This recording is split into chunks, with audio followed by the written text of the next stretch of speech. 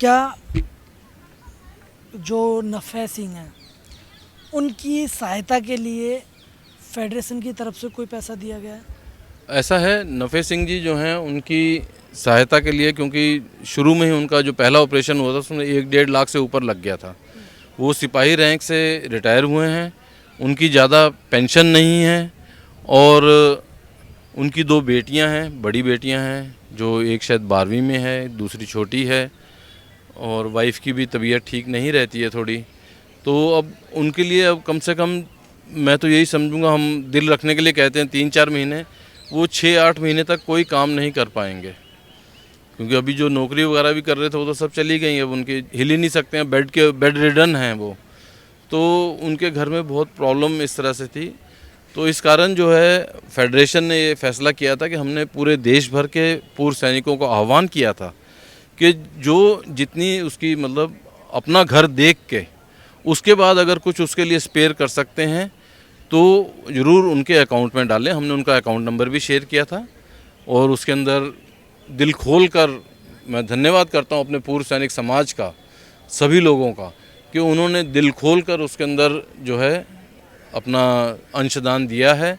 और फेडरेशन की तरफ से भी उनको जो है, फेडरेशन और साबका सैनिक संघर्ष कमेटी की तरफ से, क्योंकि अभी भी फंड हमारे पास हैं, साबका के पास हैं, जो हमने 31 मई से पहले कलेक्ट किए थे, तो उसमें से 20,000 रुपया भी हमने उनको दिया है।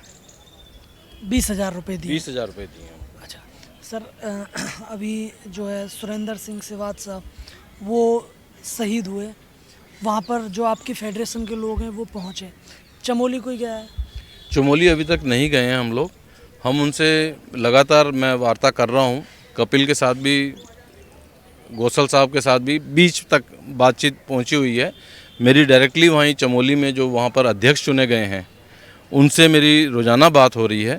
तो मैंने उनसे यही कहा है कि 13वीं जिस दिन है वो हमें बता दें, क्योंकि होता क्या है कि हमारे हिंदुओं के अंदर वो बुधवार को है तो आगे पीछे इधर उधर कर लेते हैं, अलग अलग जगह पर अलग अलग जगह। तो हमारे पास इतना समय नहीं है। धरना चल रहा है, फिर हमारी 16 को एक मीटिंग है, फिर 23 को हमारी रैली है, तो इस कारण हमारे पास समय नहीं है कि हम एक दिन या एक रात भी वहाँ पे रुक सकें। हम सिर्फ ये कर सकते हैं कि जाएं और आएं, 1 या 2 आदमी, तो वो हमारा पूरा प्लानिंग है।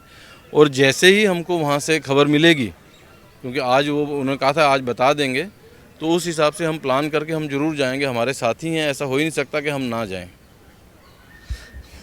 बिल्कुल सर, जाना भी चाहिए, लेकिन जैसे कि अभी जो आपका आंदोलन है वो काफ़ी लंबा समय हो गया है, इतने लंबे समय में जो है इस तरीके की जो घटनाएं हैं वो कहीं ना कहीं मन को स्तब्ध कर देती हैं। मन मतलब एकदम से विचलित हो जाता है कि यार ये क्या हुआ। देखिए हम लोग भी जो लगातार आप लोगों को कवर कर रहे हैं, तो कहीं ना कहीं दिल मिल जाता है, भले ही चाहे कोई कितना भी बोलता रहे कि मैं इतना सख्त हूँ, वो है, हर किसी का होता है। तो सर काफ़ी बुरा लगता है ये सारी चीज़ें देखकर। अब और आप क्या कहना चाहेंगे?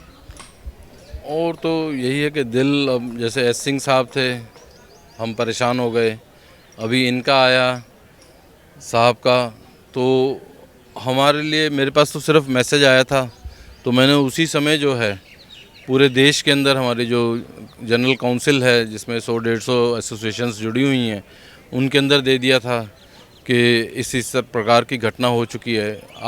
हम तो यहाँ दिल्ली में बैठे हैं, 7-7.5 घंटे का रास्ता है। आप वो सोचिए जिनके सामने ये हुआ, जो लोग भूख हड़ताल पर बैठे हुए थे वहाँ पर, उनके सामने वो इंसान जो है एकदम मतलब मूर्छित भी नहीं कह सकते, वो सीधा डेथ ही हुई है उनकी, उनका देहांत हो गया। उन लोगों के ऊपर क्या गुजरी होगी वो सोच के भी एक बार मन सहर जाता है कि अगर हमारे साथ ही बीच में कोई बैठा हो, हमारा साथी, और इस प्रकार की घटना घट जाए, तो हमारा तो एक तरह से हम परिवार बन चुके हैं इस समय। क्योंकि मैं शायद अपने घर वालों से भी इतनी बात नहीं करता हूँ जितनी मेरे फ़ोन पे और इधर उधर सारा दिन अपने ही साथियों के साथ बातचीत होती रहती है।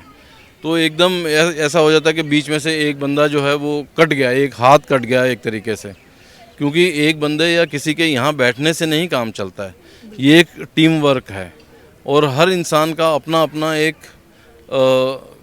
सेट काम है। कुछ लोग जोड़ रहे हैं, कुछ लोग जो जुड़े हुए हैं उनको और ज़्यादा नॉलेज दे रहे हैं, क्योंकि नॉलेज ट्रांसफ़र भी हो रही है। हर आदमी को इन मुद्दों के बारे में नहीं पता है। कुछ लोग हमारे पास आते हैं, यहाँ पर हमारे साथ बातचीत करते हैं, फिर उसके बाद गांव में देहात में जाके जो लोग गलत प्रचार कर रहे हैं उनके बारे में उनको समझाते हैं, और इस तरह से और लोगों को जोड़ा जा रहा है।